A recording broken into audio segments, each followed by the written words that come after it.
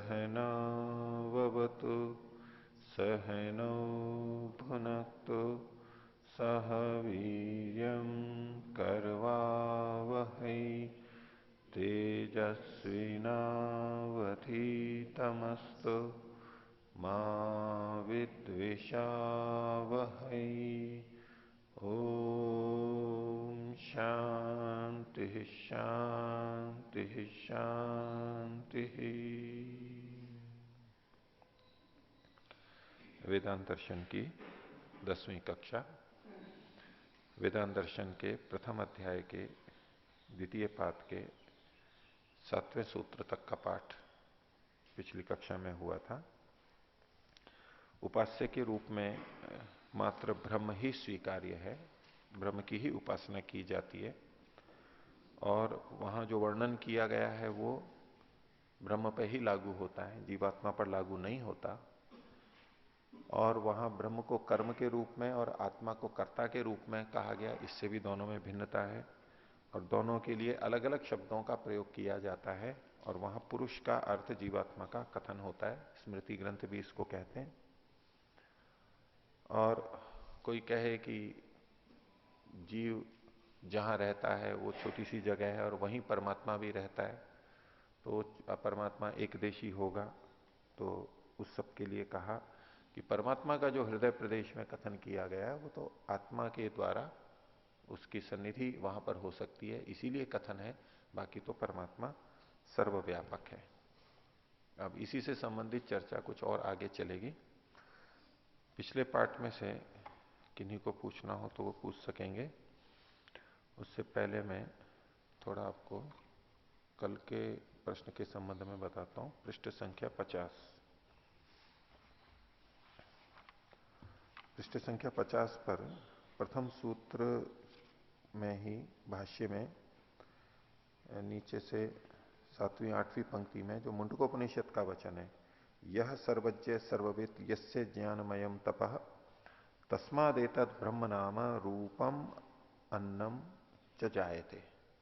तो तस्मात जायते, इस पे प्रश्न था इनका, दिलीप जी का, कि तस्मात जायते अष्टाध्यायी का सूत्र है जनी कर्तु प्रकृति। जन धातु का जो कर्ता, जन धातु के जन धातु का जो कर्ता, करने वाला, यानी जो अर्थ वस्तु है जो उत्पन्न हो रहा है उसकी जो प्रकृति, प्रकृति अर्थात उसका जो उपादान कारण, उसमें पंचमी विभक्ति होती है। तो यहां पर भी तस्मात ये पंचमी विभक्ति है और जायते, तस्मात जायते, जायते का करता है यहां पर ब्रह्म। ब्रह्म यानी तो प्रकृति, ब्रह्म यानी तो प्रकृति, कार्य जगत, वही ब्रह्मांड अर्थ जब लेंगे तो जन धातु का जो कर्ता यानी जो उत्पन्न हो रहा है, जायते जो उत्पन्न हो रहा है वो है ब्रह्म। और उसकी जो प्रकृति यानी उपादान कारण, उसमें पंचमी विभक्ति होती है। तो यहां पर तस्मात ये पंचमी विभक्ति है, इससे पता लगा कि ये तस्मात तो उपादान कारण होना चाहिए। और तस्मात से यहां पर परमात्मा का ग्रहण है, परमात्मा का ग्रहण है, तो फिर इससे वो अद्वैत सिद्ध होने लगेगा कि कार्य जगत का परमात्मा उपादान कारण है। जनी कर्तु प्रकृति सूत्र के आधार पर इन्होंने एक प्रश्न यहां रखा था। तो इसमें इस सूत्र का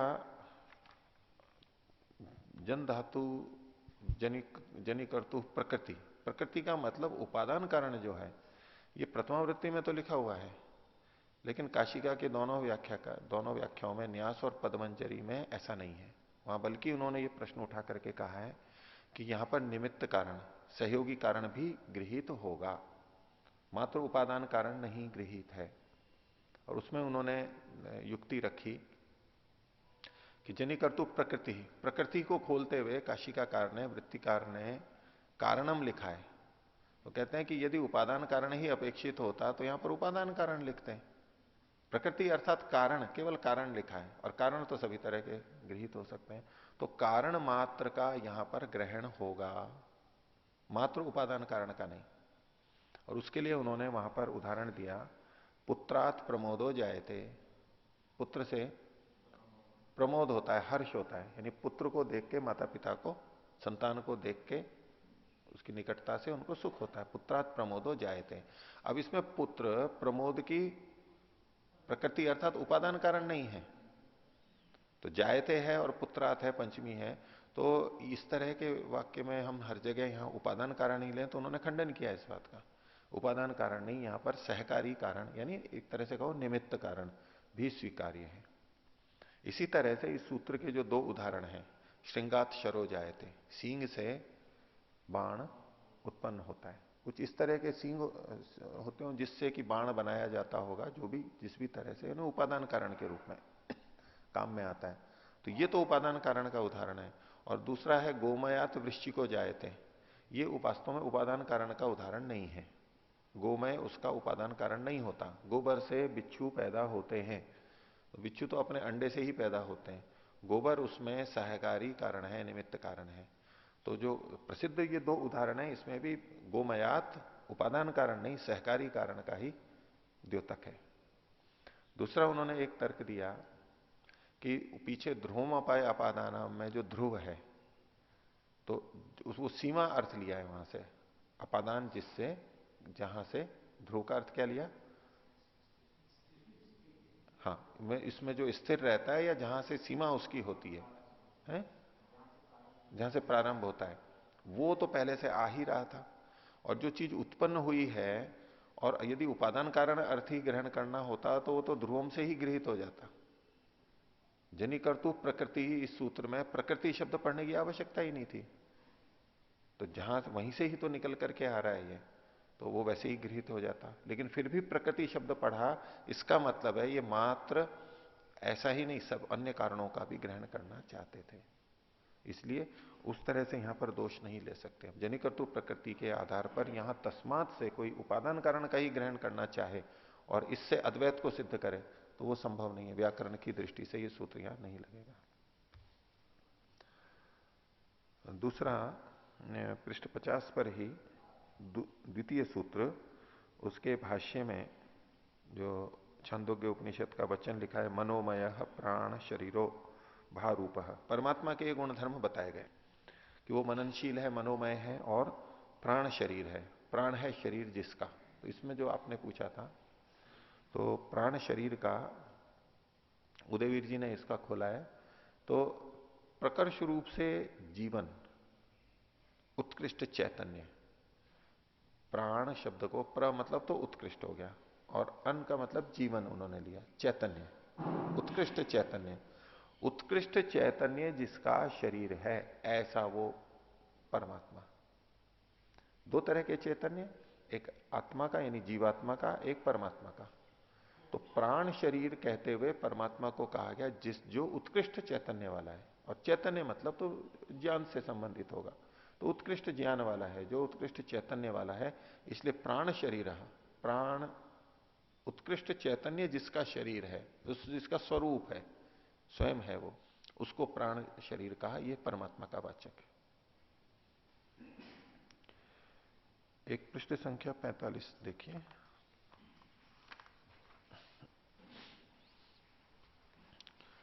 पृष्ठ संख्या 45 पर सूत्र संख्या 25, सूत्र संख्या 25 में कल ये एक प्रश्न आया था, चेतो अर्पण निगदात तथा ही दर्शनम, चित्त के परमात्मा में लगने के अर्पण का कथन होने से, जैसा कि बताया है। और यहां पर किसी भी वाक्य में ऐसा नहीं कहा गया, ये बात आई थी ना कि यहां चित्त को लगाने की तो कोई बात कही नहीं गई है।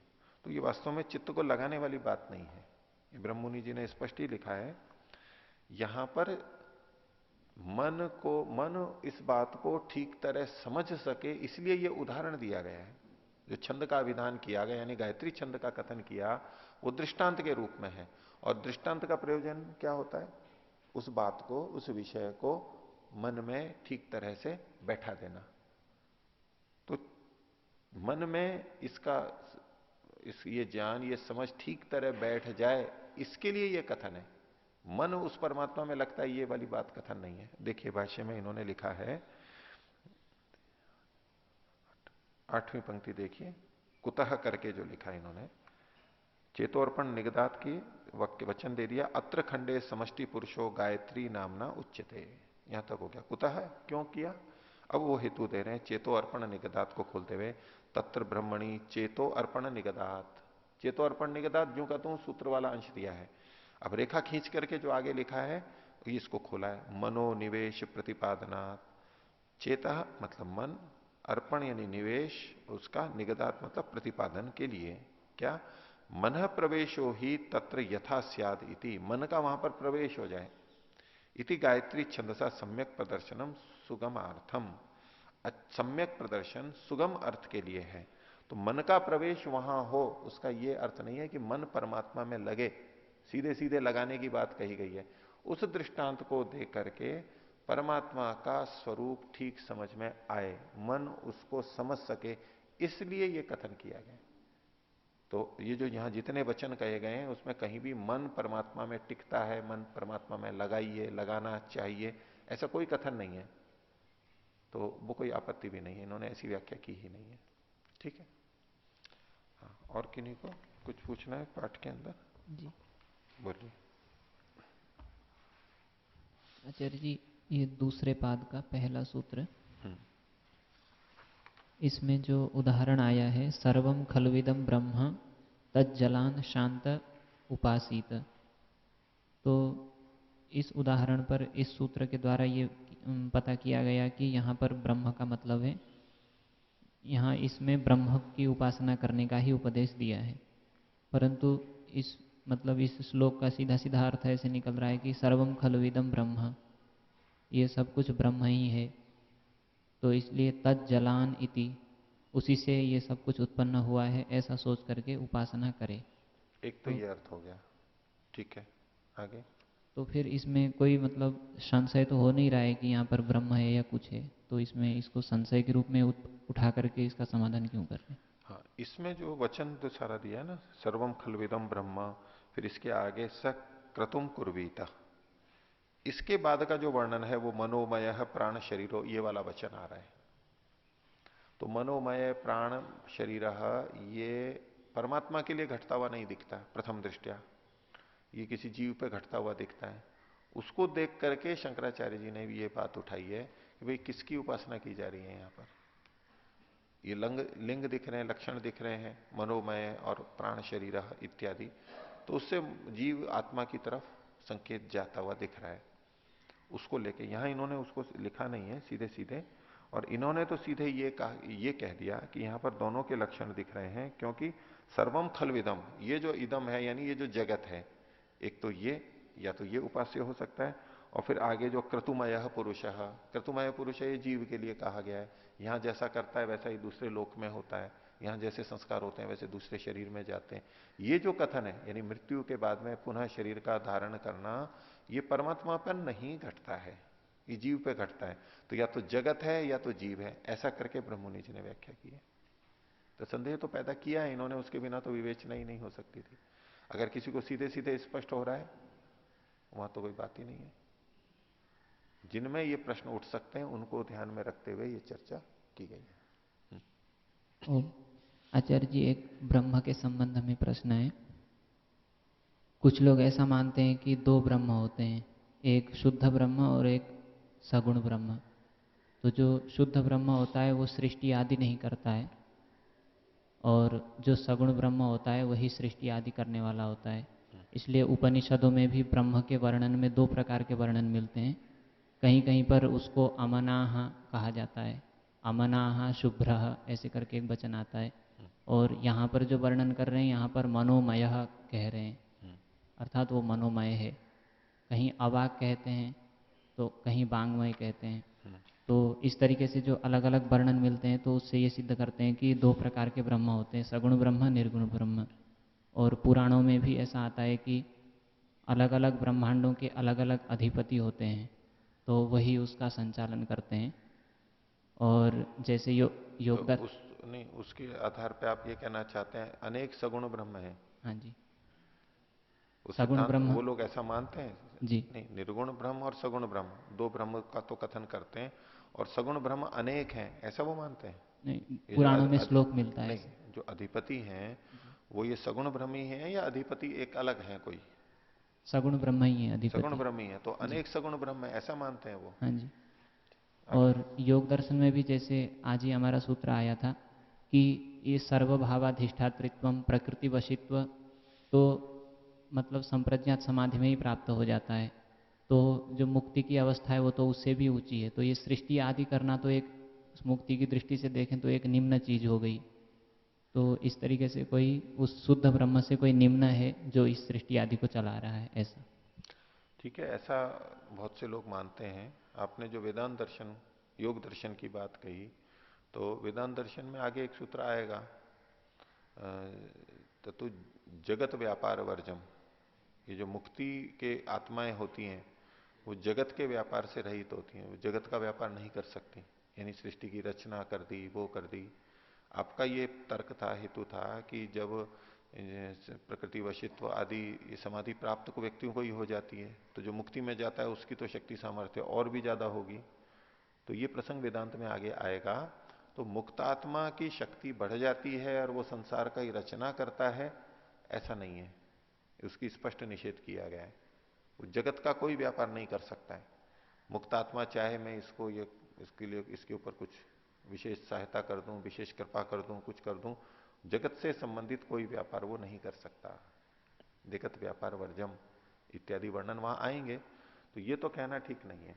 अब जो आपने सगुण और निर्गुण ब्रह्म है इस तरह से जो कथन किया जाता है, ब्रह्म तो एक ही है, इसकी तो पुष्टि हमारे को बहुत जगह होती है कि एक ही है।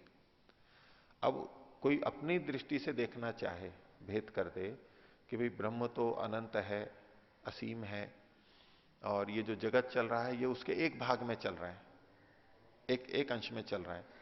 तो परमात्मा का जो यहां जो परमात्मा इस जगत को चला रहा है, एक तो वो वाला भाग हो गया परमात्मा का, और एक वो भाग हो गया जो कि जगत से परे है। तो जो इस जगत से परे वाला भाग है, त्रिपादस्यामृतम दिवी वाला है, वो तो निर्गुण है, क्योंकि वो प्रपंच में नहीं पड़ा, क्योंकि वो सृष्टि की रचना में नहीं आया, तो वो तो हो गया निर्गुण। और ये जो भाग है ये सृष्टि की रचना कर रहा है, चला रहा है, नष्ट कर रहा है, इत्यादि जो सारी गतिविधियां कर रहा है, कर्मफल आदि का है, तो ये सगुण हो गया, यानी वो गुण उसके प्रकटीभूत हो गए। तो ऐसे दो भेद करके जो कथन है, वास्तव में तो एक ही है, और एक ही उपास्य है, एक ही प्राप्तव्य है। अब यूं हम गौण कथन की दृष्टि से भले ही कर लें कि इसका ये भाग चूंकि सक्रिय है इसलिए इसको सगुण कह देते हैं, ये हमारे कथन की दृष्टि से है। तो परमात्मा तो एक रस है, एक जैसा है, सब जगह एक जैसा है, तो उसमें कोई भेद नहीं आना चाहिए। और इस तरह का यहां उपनिषद में इस तरह के संकेत निकालते हैं, लेकिन वेदांत के अंदर या अपने आर्ष ग्रंथों में सगुण निर्गुण ब्रह्म की इस तरह की कोई चर्चा मेरी जानकारी में तो नहीं आई है। और देखते हैं इसको, वेदांत दर्शन को पढ़ते हैं, कहीं ऐसा आता है तो देखते हैं, या वेद के अंदर अलग अलग इससे इस तरह का है। तो जहां उसके गुणों का वर्णन आता है कि एकदम शांत है, शुद्ध है, पवित्र है, तो वो तो परमात्मा इस संसार को चलाते हुए भी शांत शुद्ध पवित्र है, उसमें उसके कोई दोष थोड़ा आ रहा है, अविद्या थोड़ा आ रही है, वो वैसा का वैसा ही है। लेकिन फिर भी कथन के लिए है कि परमात्मा चला रहा है उस समय और एक नहीं चला रहा है सृष्टि को उस समय में, ये अंतर हम अपनी दृष्टि से देख लेते हैं। ठीक है, और कोई? आचार्य जी, इसी में कहना चाह रहा हूँ कि वो लोग मुक्त आत्मा को सृष्टि करने वाला नहीं बताते हैं, अभी तो वो मुक्ति से पहले की चीजें, सृष्टि इस प्रकृति पे जो अधिकार प्राप्त होता है वो सृष्टि से पहले, मतलब मुक्ति से पहले ही होता है, उसी समय वो सब करने वाले होते हैं, और मुक्त होने के बाद में फिर वो मतलब सृष्टि आदि नहीं करते हैं, ऐसा ही मानते हैं। मुक्तात्मा को सृष्टि करने वाला तो नहीं, नहीं मानते। आपने कथन में कुछ ऐसा कहा था कि मुक्तात्मा तो और भी शक्तिशाली और भी सामर्थ्य वाली कुछ होनी चाहिए, मैं उसके ऊपर बोल रहा था। तो ठीक है, अगर वो मुक्तात्मा को नहीं मानते हैं, और ये जो सृष्टि के रचयिता भी हैं, ऐसा जो सृष्टि का भूत प्रकृति को वश में करने वाले हैं, तो वो भी जो संभव है उसी को करते हैं और विरुद्ध नहीं करते हैं। जो प्रकृति चल रही है उसमें अगर कुछ वो कर सकते हैं तो उसके अनुकूल ही करेंगे। ऐसा उच्च व्यक्ति ईश्वर की आज्ञा के विपरीत और ऐसे ही कुछ भी क्यों करेगा, कोई प्रयोजन नहीं उसका। अपनी दृष्टि से, अन्यों के हित की दृष्टि से कुछ इधर उधर करते हैं, जैसे मनुष्य भी कर लेते हैं, वो कुछ ज्यादा सीमा पे कर लेते होंगे, उतना है। और कोई पूछे? प्रथम पाद के सूत्र 29 और 30, इसमें जो ब्रह्म के साथ जीव का जो तादात्म्य संबंध के विषय में जो चर्चा आई थी, तो न्याय दर्शन में एक प्रसंग आता है स्मृति के संबंध में कि जब साक्षात हो रहा होता है, प्रत्यक्ष हो रहा होता है, उस समय में स्मृति नहीं उठ रही होती है, लेकिन यहाँ के प्रसंग से ऐसा प्रतीत होता है कि साक्षात्कार चल रहा है और व्यवहार काल में फिर वो उपदेश कर रहा है, उसको संभव दिखाते हुए उन्होंने उपदेश दिया है। कह सकते हैं जो साक्षात्कार किया उसको बाद में तो कह ही सकता है ना कि मैंने साक्षात्कार किया। लेकिन आप दो बातों को घुला मिला रहे हो। आप कह रहे हो कि जिस समय प्रत्यक्ष होता है उस समय स्मृति नहीं होती है, तो ठीक है, जिस समय प्रत्यक्ष होता है उस समय अन्य स्मृति नहीं हो रही है, हो गया। लेकिन प्रत्यक्ष के बाद में उस प्रत्यक्ष की स्मृति हो सकती है, उसका निषेध थोड़ा ना किया गया है। तो यहां जिस समय प्रत्यक्ष हो रहा है उसके अभावम हो चुका हूं, पीछे की भी स्मृति कह सकते हैं। और अभी मैं उस स्थिति में हूं, मैं हो गया हूं, ये तो वर्तमान का है, ये कोई स्मृति नहीं है। जैसे कोई कहे मैं पानी में डुबकी लगाई, मैंने डुबकी लगा रखी है, ऐसे। तो यदि बहुत सूक्ष्मता से, एकाग्रता से प्रत्यक्ष हो रहा है, अन्य वृत्ति नहीं है, तब तो हम कह सकते हैं कि पिछली स्मृति नहीं है। लेकिन सामान्य रूप से जब हम प्रत्यक्ष करते हैं तो उस समय हम उससे वस्तु से संबंधित या उस जैसी वस्तुओं से संबंधित स्मृतियां भी साथ में रखते ही हैं। ये सामान्य व्यवहार के अंदर है। बोलिए जी। इसमें बस एक यही प्रश्न हो रहा है कि मतलब ये कह रहे हैं कि तादात्म्य में संबंध होते हुए, रखते हुए वो बोल रहा है, बोल सकता है ना, तो वहां पर तो बोल मतलब सकता है कि मैं ऐसा हूं, ऐसा हो गया हूं, ऐसा बोल सकता है ना, क्योंकि तादात्म्य में संबंध अभी देख रहा है। मैं जल में निमग्न हो गया हूं, मैं ईश्वर में निमग्न हो गया हूं, बोल सकता है। इसका न्याय दर्शन की उस बात से कोई विरोध नहीं है। नहीं जी। न्याय दर्शन की वो बात भिन्न प्रसंग में भिन्न कही गई है, उसको यहां मत जोड़ो, उससे कोई विरोध नहीं आ रहा है इसमें। जी, एक तो स्थिति ये है कि जिस समय वो समाधि अवस्था में है और उसका तादात्म्य संबंध है, और दूसरा ये है कि अब ये व्यवहार काल में है, तो क्या व्यवहार काल में ईश्वर के साथ साक्षात्कार ना होते हुए भी क्या तादात्म्य संबंध ईश्वर के साथ है, ये कथन किया जा सकेगा? ऐसा था मेरे को, ये कथन किया जा सकता है। व्यवहार काल में है, मेरा तादात्म्य में संबंध था के रूप में स्मृति का कथन किया जा सकता है, उसका भी न्याय दर्शन से कोई विरोध नहीं है। और निकट भविष्य में कोई चीज होती है या निकट भूतकाल में होती है, उसको भी वर्तमान की तरह भी कथन किया जा सकता है। अभी अभी हुआ है और अब हम हो चुका, यद्यपि भूतकाल है, लेकिन उसको हम वर्तमान में कथन कह के बस भोजन खा के आ ही रहा हूं, या तो आ रहा हूं, अभी अभी आ ही रहा हूं, आए हुए कई दिन हो गए, लेकिन कह सकते हैं कि अभी आ ही रहा हूं, बस मैं आया ही हूं, मैं अभी अभी। तो ये सब कथन तो भाषा के हो सकते हैं, कोई आपत्ति नहीं है। और किसी को पूछना है कुछ? बोलिए। अच्छा जी, प्रथम पाद के 31वें सूत्र में जहां पर विवेचना करते हुए लिखा है कि पृष्ठ संख्या 48 में नीचे से 11वीं पंक्ति, हाँ। उसमें लिखा है ब्रह्म उपासना विविक्षितम प्राण धर्मेन और स्वधर्मेन। हाँ। है ना। एक हिंदी भाषा में ब्रह्म मुनि जी ने एक प्राज्य धर्मेन भी लिखा है, तो उसको कैसे सेट करेंगे? किसमें लिखा है? हिंदी में? इन्हीं की में। हिंदी में जी। हाँ। ये पंक्ति है, कहना तो ये अभीष्ट इसमें है। छूट गया, ये ऐसा लगता है। 51 पृष्ठ पे ऊपर से छठी पंक्ति। तो ये पिछले वाले संस्करण में यहां पर प्रज्ञा धर्मेण जुड़ा हुआ है, तो प्राण धर्मेण, इसके बाद में प्रज्ञा धर्मेण छूट गया है। प्रज्ञा धर्मेण,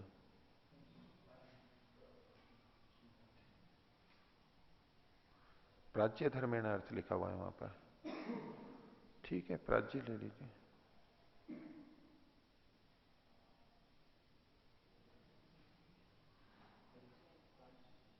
इसको शंकर भाष्य को और देख लेंगे इसमें। तो प्राण तो है ही, और स्वधर्मेण मतलब तो जीव धर्मेण।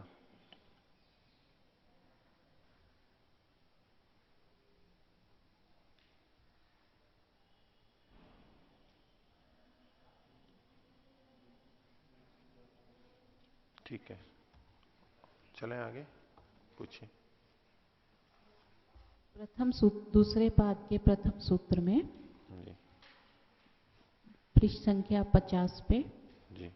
जब ऊपर से ये दूसरी तीसरी पंक्ति में चर्चा चली कि ब्रह्म को अगर ब्रह्मांड का वाचक लिया जाए, ये थोड़ा स्पष्ट करेंगे प्लीज, इसमें स्पष्टता नहीं हुई। ब्रह्म शब्द ब्रह्मांड का वाचक है, जगत का वाचक है, ऐसा ब्रह्ममुनि जी ने प्रतिपादित किया। और नीचे बहुत सारे उदाहरण भी दिए इन्होंने शास्त्रों के कि यहां पर ब्रह्म का मतलब ब्रह्मात्मा नहीं ले सकते, ब्रह्म का मतलब ब्रह्मांड लेना चाहिए, जगत से संबंधित है ऐसा है। तो इसलिए इन्होंने संदेह भी पैदा कर लिया, सर्वम खल्वइदम ब्रह्म, ये सब कुछ जो ब्रह्म है, ब्रह्म यानी ब्रह्मांड है, तज्जलानिति शांत उपासिता, इसकी उत्पत्ति स्थिति प्रलय को देख करके शांत रूप से उपासना करे। तो जगत की उपासना का एक कथन हुआ, इसलिए संदेह पैदा हो रहा है ब्रह्म यहां पर ब्रह्मांड अर्थ का वाचक है, तो इनका प्रतिपादन है ऐसा। तो शंकराचार्य जी ने भी तो यही माना है फिर? नहीं, शंकराचार्य जी ब्रह्म का मतलब तो ब्रह्म परमात्मा ही मान रहे हैं वहां पर। इन्होंने विपरीत पक्ष से व्याख्या विवेचना करी है। ब्रह्म का मतलब शंकराचार्य जी ब्रह्मांड नहीं मान रहे हैं, एक भी जगह ऐसा नहीं लिखा है। वो परमात्मा परक मानते हुए ही बात कर रहे हैं। तो प्राण की उपासना और जीव की उपासना वो अन्य अन्य चीजों से उसके साथ साथ ले रहे हैं। वो ब्रह्म का मतलब परमात्मा ही मान करके चल रहे हैं वो। ठीक है, आगे देखिए।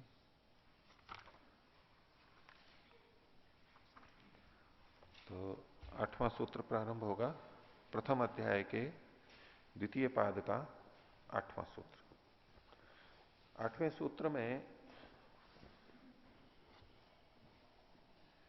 पृष्ठभूमि के अनुसार लेते हुए कुछ प्रश्न उठाया और उसकी व्याख्या की है। 7वें सूत्र में यह कहा था अर्भकौकस्त्वात्, एक छोटे से स्थान में वो परमात्मा रहता है, तो उसमें उन्होंने कहा था निचय्यत्वाद एवं व्योमवच्च, आत्मा उसी स्थान पर परमात्मा का साक्षात्कार करता है, इसलिए यह कथन किया गया है। तो यानी एक वो स्थान है शरीर में जहां आत्मा भी रहता है और परमात्मा भी रहता है, दोनों रहते हैं। तो जब दोनों रहते हैं तो एक समस्या वहां दिखाई दे रही है कि फिर तो आत्मा को जो जो भोग होते हैं सुख और दुख, वो परमात्मा को भी होने लगेंगे। परमात्मा भी सुख दुख से युक्त होगा, ईर्ष्या द्वेष से युक्त होगा, क्योंकि दोनों साथ साथ रह रहे हैं।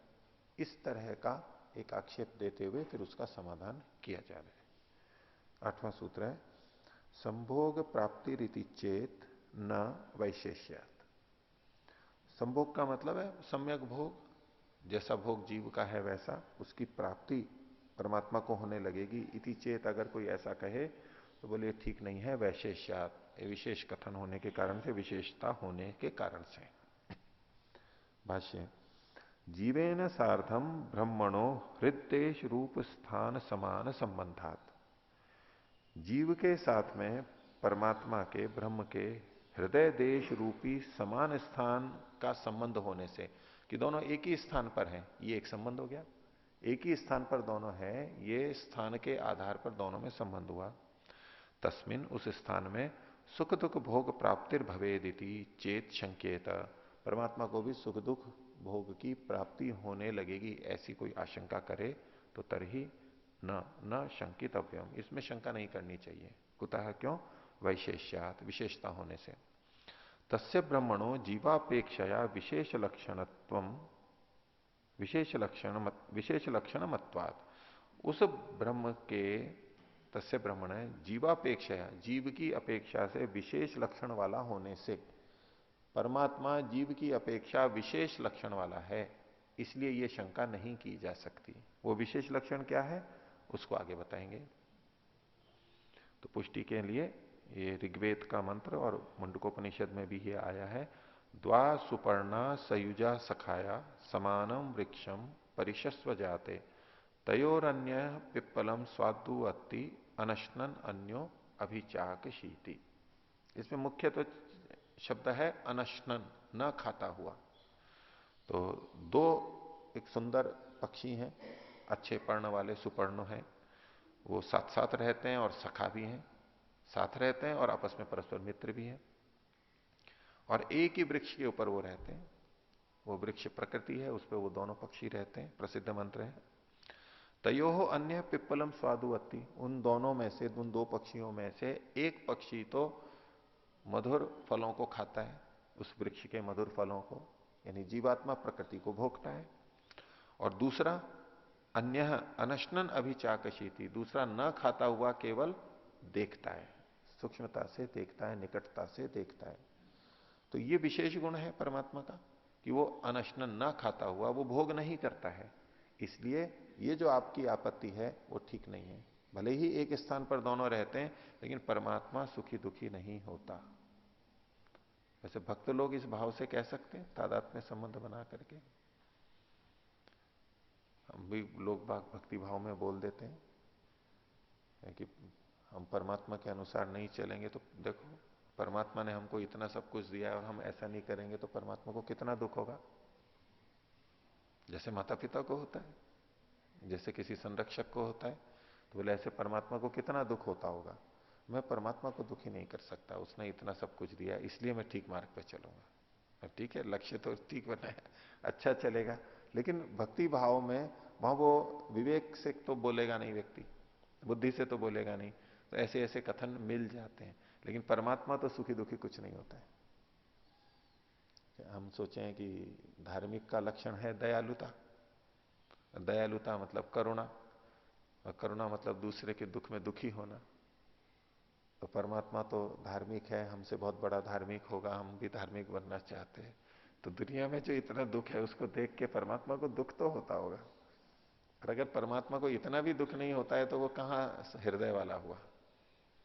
उससे तो हम ही अच्छे कि हम किसी दूसरे के दुख में थोड़े दुखी हो लेते हैं थोड़े आंसू बहा लेते हैं। वो तो बिल्कुल निष्ठुर और कुछ भी नहीं उसको दुख होता। तो हम अपने से तुलना करते हुए परमात्मा पे विभिन्न गुणों को आरोपित कर देते हैं, ऐसे ही देखने लग जाते हैं और उसको हम अच्छा भी समझते हैं। लेकिन परमात्मा वास्तव में सुखी दुखी नहीं होता।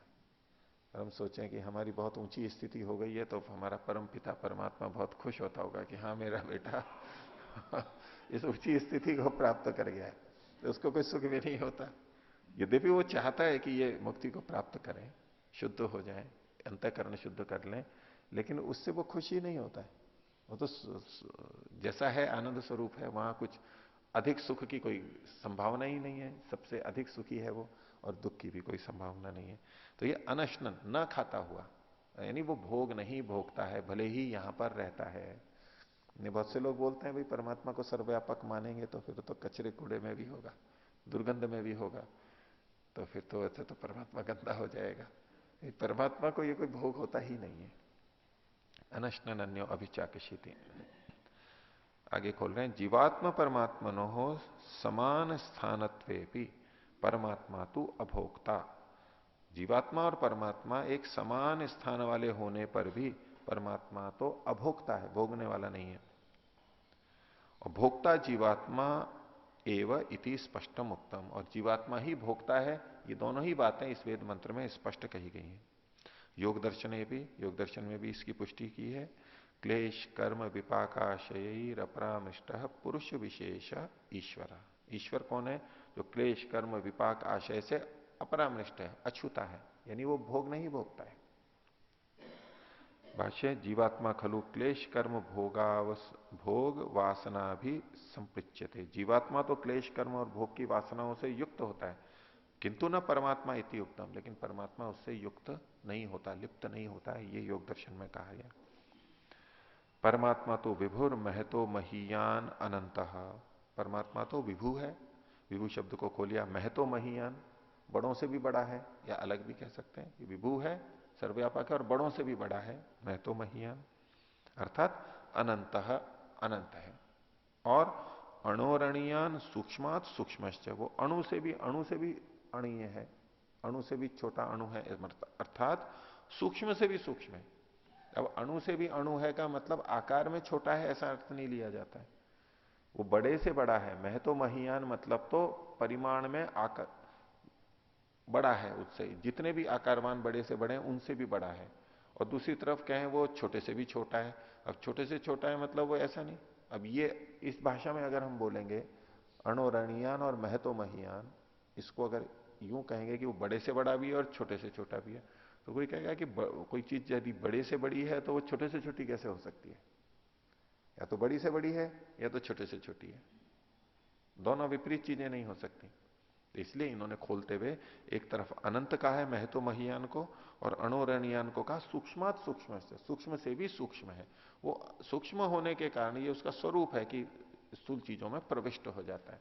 छोटा है ऐसा नहीं, सूक्ष्म है, वो प्रविष्ट हो सकता है, यही यहां पर तात्पर्य है अणोरणयान का। आगे तस्य जीवे ने सह समान देशत्वे भी न भोग संप्राप्तिर भवती। ऐसे उस परमात्मा की, वो चूंकि सर्वव्यापक है, इसे सब जीवों के अंदर भी विद्यमान है। सर्वव्यापक है मतलब सब जीवों से युक्त है, और सूक्ष्म से सूक्ष्म है अणोरणीयान, तो सब आत्माओं के अंदर भी है। इसलिए हर आत्मा को जो जो भी सुख दुख की भोग की प्राप्ति होती है उनसे वो युक्त होता होगा, ये शंका तो किसी से भी युक्त नहीं होता है। तो तस्य जीवे न सह समान देशत्वे भी, जीव के साथ समान देश वाला होने पर भी न भोग संप्राप्तिर भवती, भोग की प्राप्ति संप्राप्ति उसको नहीं होती है। जीव के साथ एक देश परमात्मा का क्यों बन पाता है?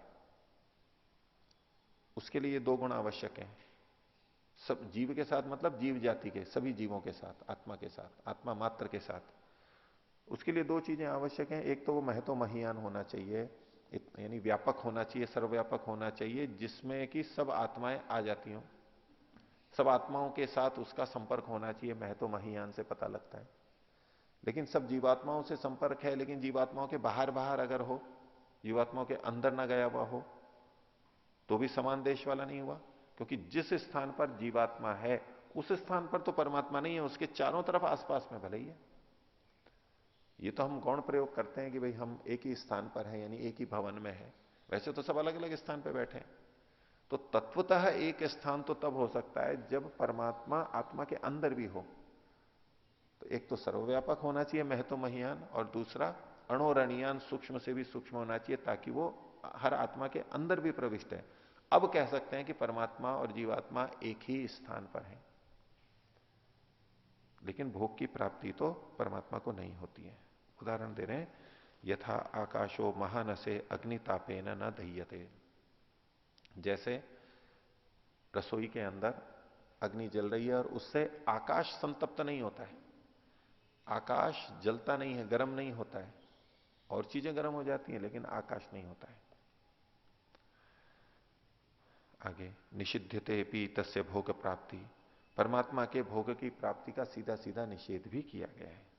उदाहरण दे रहे हैं, सूर्यो यथा सर्वलोकस्य चक्षुर न लिप्यते चाक्षुषैर बाह्य दोषही। ये व लिखा है, ब कर लीजिए, बाह्य दोषही। जैसे सूर्य सब लोगों का चक्षु है, आंख है, नेत्र है, लेकिन फिर भी वो न लिप्यते चाक्षुषैर बाह्य दोषही, नेत्र के जो बाहर के दोष हैं, नेत्र में कई तरह के रोग हो सकते हैं, उनसे वो ग्रस्त नहीं होता है सूर्य।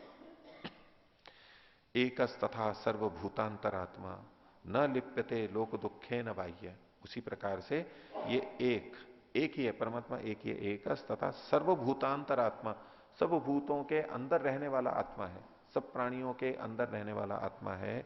वह न लिप्यते लोक दुखे न बाह्य, वो लोक के बाह्य दुखों से लिप्त नहीं होता है, लोक संसारिक दुखों से युक्त नहीं होता है, स्पष्ट निषेध किया। ये कठोपनिषद का है। यहां जो संख्या दी गई है 2, 5, 11, हिंदी वाली में 2, 2, 11 लिखा हुआ है। हाँ 2, 2, 11। तो इसमें क्या है कि कठोपनिषद में कुल 6 वल्लियां हैं, 6 वल्लियां हैं। तो आजकल जो उपनिषद मिलता है, जो सत्यव्रत जी वाला है एकादश उपनिषद, उसमें बस सीधे वल्लियां हैं, 6 वल्लियां और श्लोकों की संख्या है। उस दृष्टि से 2 ही चीजें होनी चाहिए थी यहां पर, वो है 5, 11, 5वीं वल्ली का 11वां श्लोक है ये। लेकिन उसके आगे जो ये 2 लिखा हुआ है उस पर विचार करते हैं। तो या तो लिखे हैं इसको 5, 11 इन पुस्तकों में देखना हो तो, और आपकी कुछ पुस्तकों में जो 2, 2, 11 लिखा हुआ है वो इस तरह से, ये जो 6 वल्लियां हैं, 3 और 3 वल्लियां हैं, इनको 2 अध्यायों में बांटा गया है। पूरे कठोपनिषद को 2 अध्यायों में बांटा। तो प्रथम 3 वल्लियां पहले अध्याय में, और बाद की 2 वल्लियां, बाद की 3 वल्लियां दूसरे अध्याय में। आपके में ऐसा है। तो जब हम अध्याय, वल्ली और श्लोक की दृष्टि से देखेंगे तो ये दूसरे अध्याय का, और उसमें दूसरी वल्ली है। दूसरी वल्ली का मतलब हुआ पहले अध्याय की 3 वल्लियां जा चुकी और फिर चौथी और पांचवी दूसरी, तो ये वास्तव में वही 5वीं वल्ली है। दूसरे अध्याय के अंतर्गत देखेंगे तो दूसरी वल्ली दिखाई देगी। तो इसको या तो हम करें 2-2-11, ये ठीक है, अथवा इसको 5-11 कर लें। तो जीवात्मा के साथ रहते हुए भी परमात्मा दुख से युक्त नहीं होता। आगे, अथच भोग कर्म हेतु का, युक्ति दे रहे हैं इसमें कि ये जो भोग है ये तो कर्म हेतुक है, कर्म उसका कारण है, कर्म के करने पे भोग होगा। और कर्म च न शरीर धारणम अंतरेण संभवती, और जो कर्म है वो शरीर धारण के बिना नहीं होता।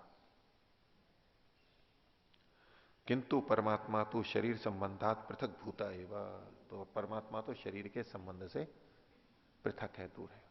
अब इस पंक्ति को देखते हैं तो इसको ये विरुद्ध भी लगेगी, इसको हटवा भी दिया जाता है कि ये सिद्धांत विरुद्ध बात है, क्योंकि इस पंक्ति में परमात्मा के कर्म का निषेध किया गया है। क्योंकि परमात्मा शरीर धारण नहीं करता है इसलिए वो कर्म नहीं करता है। तो परमात्मा कुछ भी कर्म नहीं करता है। फिर ये जो जन्माद्यस्य यतः, सृष्टि की उत्पत्ति आदि कर्म परमात्मा के माने गए, वो कहां से आ जाएंगे? तो पंक्ति गलत भी हटाई जाती है कि भाई ये ठीक नहीं लिखा है। लेकिन इसको हम इसको यूं ढंग से समझें कि कर्म हेतु का है, कर्म मतलब कर्माशय हेतु का, कर्म का मतलब कर्माशय, कर्माशय हेतु के फल होते हैं। और कर्म च न शरीर धारणम अंतरेण संभवती, जो कर्माशय है वो शरीर के बिना नहीं बनता है। अब परमात्मा कर्म तो करता है, उसमें तो कोई बात नहीं है, लेकिन कर्माशय वाला कर्म नहीं करता है, उसका कर्माशय नहीं बनता है। क्योंकि कर्माशय तो उन्हीं का बनता है जो शरीर धारण करते हैं। और उसके साथ में और विशेष जोड़ सकते हैं कि जो अविद्या से युक्त होते हैं, क्लेशों से युक्त होते हैं, उनका कर्माशय बनता है। तो परमात्मा का तो कर्माशय नहीं बनता है। किंतु परमात्मा तो शरीर संबंधात पृथक भूत है, वह शरीर से पृथक भूत है, इसलिए वो कर्म ही नहीं करता, ये नहीं निकालना है। शरीर से पृथक होने के कारण वो कर्माशय वाले कर्म नहीं करता है, बंधन में लाने वाले कर्माशय वाले कर्म उसके नहीं होते हैं, इसलिए उसको भोग भी नहीं होता है। आगे, उक्तम यथा, जैसे कि कहा गया है, अज एक पात, ये यजुर्वेद का मंत्र का भाग दिया इन्होंने। प्रारंभ में कुछ और है, फिर बीच का भाग है ये। अजय एक पाद देवो, वो वाला नहीं है ये मंत्र, आगे कुछ और है, फिर अजय एक पाद है, और फिर बाद में भी कुछ और है। तो इसमें अजय शब्द पर यह केंद्रित होना चाह रहे हैं कि ये शरीर संबंध से रहित है, मतलब अज है, वो उत्पन्न नहीं होता, शरीर धारण नहीं करता। और एक पाद का अर्थ है कि एक पादो बोधो यस्य से, एक निश्चयात्मक बोध ज्ञान है जिसका, गत्यर्थक पद धातु है, वो ज्ञान अर्थ के अंदर लेते हुए कि एक ही निश्चयात्मक बोध है उसका, दो नहीं है कि ऐसा भी हो या ऐसा भी हो, बिल्कुल निश्चयात्मक ज्ञान है जिसका, ऐसा वो परमात्मा। तो अजय है, वो उत्पन्न नहीं होता। और यजुर्वेद के 40वें अध्याय का एक अंश और दिया, सपर्यगा शुक्रम अकायम, अकायम पर केंद्रित है कि वो शरीर से रहित है, उत्पन्न नहीं होता है, शरीर को धारण नहीं करता है, तो उसका फिर कर्माशय भी कैसे बनेगा? इसलिए परमात्मा के संभोग की प्राप्ति यानी सुख दुख के भोग की प्राप्ति नहीं होती है वैशेष्यात, क्योंकि वो भोगता ही नहीं है, अनशनन है, न खाता है न भोगता है, इसलिए यह आपत्ति ठीक नहीं है। अब जब सिद्धांति ने यह बात रखी कि वो खाता नहीं है, अब यहां तो शब्द प्रमाण बहुत काम में आता है। बोले नहीं, परमात्मा को खाने वाला तो कहा है, आप कहते हो कि भोग नहीं भोगता है, तो परमात्मा को तो खाने वाला कहा है। तो अगला सूत्र, 9वां सूत्र बोलिए, देखिए, अत्ता चराचर ग्रहणात, बोले परमात्मा को अत्ता कहा है। अत्ता कहते हैं खाने वाला, अद खाने वाला, अद धातु से जैसे कर्ता होता है, अत्ता खाने वाला, तो परमात्मा को तो खाने वाला कहा है। आप ये कैसे कह रहे हो कि वो भोगता नहीं है? आपने अनशनन अन्यो कहा, लेकिन भोगता भी है, वो देखो हम बताएंगे उदाहरण आपको। तो अत्ता भाष्य देखिए, परमात्मन संभोग प्राप्ति निषिद्धा, परमात्मा के भोग की प्राप्ति को आपने मना किया। किंतु लेकिन यस्य ब्रह्मच क्षत्रम चोभे भवत ओदन मृत्युर्यस्योपसेचनम क इत्था वेद यत्र स, परमात्मा कहा यस्य ब्रह्मच क्षत्रम, जिसके ब्रह्म और क्षत्र दोनों, उभे दोनों, भवता ओदना, ओदन बन जाते हो, चावल बन जाते हो। ये ब्रह्म का मतलब यहां पर ब्राह्मण है, और क्षत्र का मतलब क्षत्रिय है। ब्राह्मण और क्षत्रिय जिसके ओदन है, क्वचित शाल्योदन रुचि, ओदन बहुत अच्छा माना जाता है ना, मुलायम मुलायम, नरम नरम, सुगंधित, जाता है अंदर, मुख के अंदर, तो बहुत अच्छा लगता है। चावल, जो चावल प्रेमी है उनको तो बहुत ही अच्छा लगता है। और कई जने चावल अधिक खाते हैं, रोटी कम खाते हैं, बोले रोटी चबानी पड़ती है। उसमें जोर आता है ना। फिर किनके दांत में दिक्कत हो, चबती नहीं है, तो वो भी नरम चीज लेते हैं, तो चावल है, चावल तो वैसे ही गिटक जाओ, और नरम होते हैं फिर तो कुछ बात ही नहीं है। तो जिसका ये ब्रह्म और क्षत्र, ब्राह्मण और क्षत्र, ये दो शक्तियां हैं, आध्यात्मिक शक्ति और बल शक्ति, दोनों संसार के लिए हितकर हैं, ये दोनों जिसके ओदन की तरह से होते हैं। और मृत्यु यस्य उपसेचनम, और मृत्यु जिसका उपसेचन है। उपसेचन कहते हैं ऊपर से जो सींचा जाता है। अब चावल बांट दिए, ऊपर से जो सींचा जाता है, तो घी सींचा जाता है ऊपर से, अथवा चटनी वगैरह डाली जाती है, अथवा दाल डाली जाती है ऊपर से, चावल के ऊपर ऊपर, सांभर आदि जो भी है।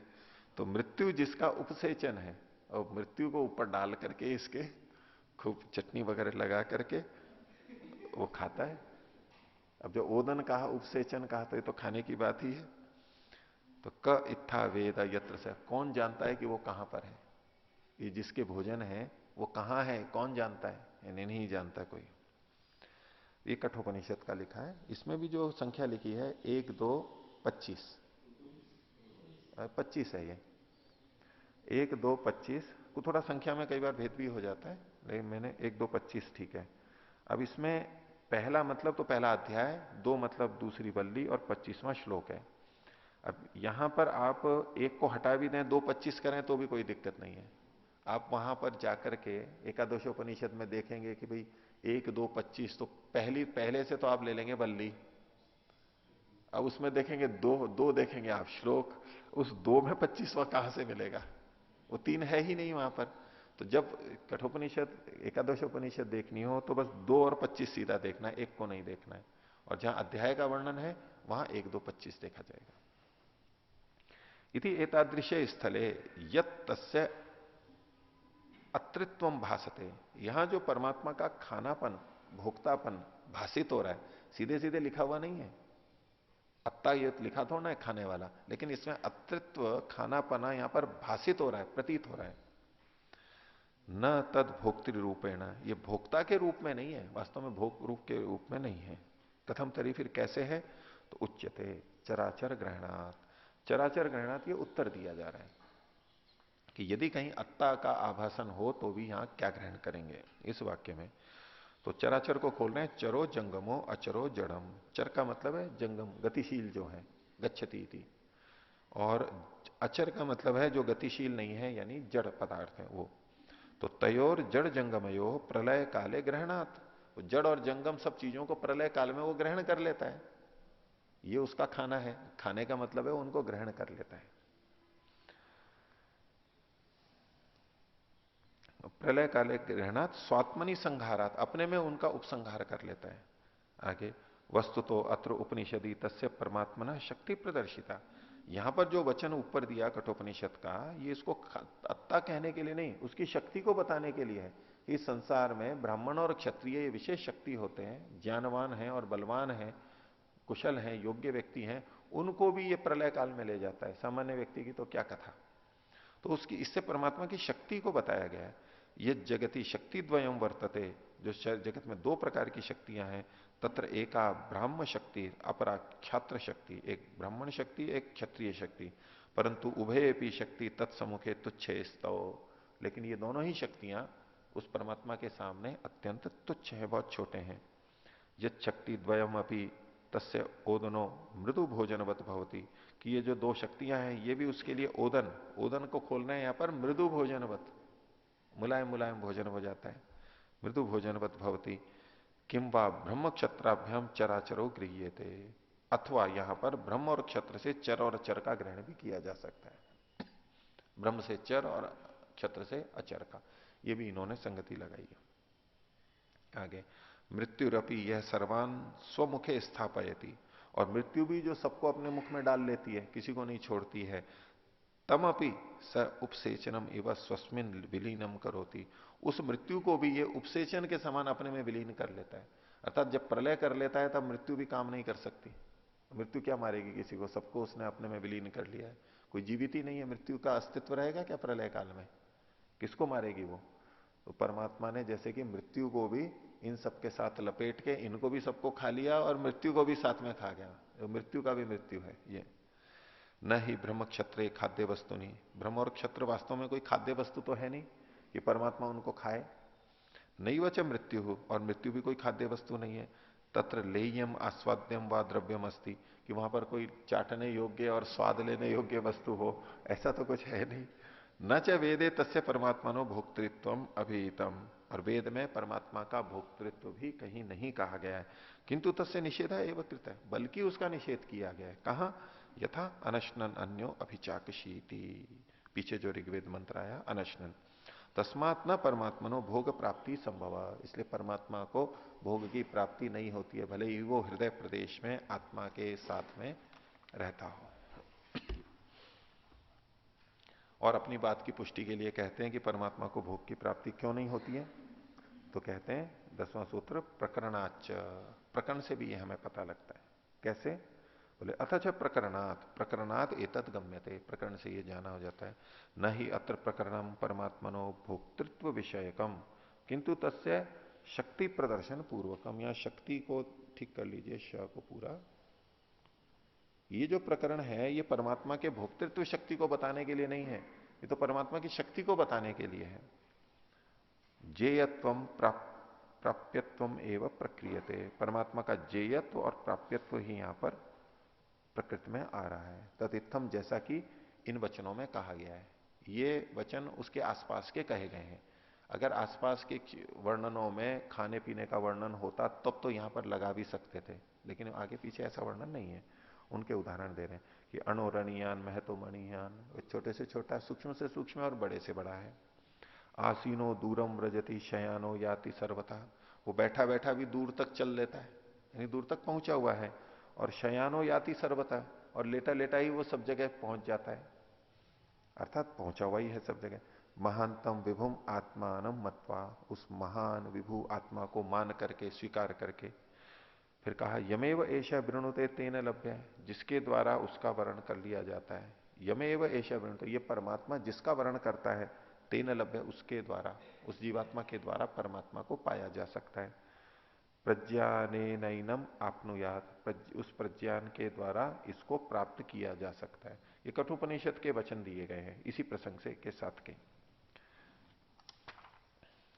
पीछे जो इन्होंने वर्णन किया था ये भी कठोपनिषद का 2:25 का था, और ये जो वर्णन इन्होंने बताया ये 20 से 23 तक का बताया, यानी इसके पहले का बताया जो कि प्रकरण चल रहा है। तो इति वचनेशु परमात्मा प्रकृत है, इन सब में परमात्मा का ही प्रकरण चल रहा है। और पुनः फिर ये वचन आया यस्य ब्रह्मच क्षत्रम चोभे भवता ओदना मृत्युर यस्य उपसेचनम क इत्था वेद यत्र सा, ये वचन आ ही चुका है। इति उक्तम तस्माद एतद वचनम न भोग प्राप्ति दृष्टिया, परमात्मा को भोग की प्राप्ति होती है इस दृष्टि से वचन ही नहीं है, किंतु चराचर संहार करण शक्ति प्रदर्शन पूर्वकम, चराचर जगत के संहार करने की शक्ति के प्रदर्शन को उसको प्रदर्शित करने के लिए, बताने के लिए वर्णन किया। तस्य दुर्जेयताम अत्र, दुर्जेयता मात्रम एवं अभिष्टम अत्र, वो दुर्जेय है, इतना होते हुए भी वो दुर्जेय है, ठीक तरह से जाना नहीं जा सकता, हमारे लिए जानना कठिन है, वो ही कहना यहां पर अभीष्ट है। क्योंकि इन्होंने जो कहा था यहां पर क इत्था वेद यत्र से, वो कौन जान सकता है कि वो कहां पर है, ये पूर्ण स्पष्ट हमें अनुभूति नहीं होती है। आगे 11वां सूत्र अपनी बात की पुष्टि के लिए कि वो एक ही जगह पे दोनों रहते हैं उसको बता रहे हैं। गुहाम प्रविष्टौ आत्मानौ ही तत्दर्शनात्, एक गुहा में प्रविष्ट, एक गुहा में प्रविष्ट आत्मानौ, दो आत्मा है, द्विवचन का रूप है ये। तत्दर्शनात्, ऐसा देखे जाने से, शास्त्र में ऐसा वचन मिलता है। भाष्य यत्र अध्यात्म ग्रंथे गुहाम प्रविष्टौ, गुहाम प्रविष्टौ, ये जो वचन जहां शास्त्रों में मिलता है, इति अनिर्दिष्टौ उच्यते, वहां ये नहीं कहा गया कि ये दो आत्माएं कौन सी हैं।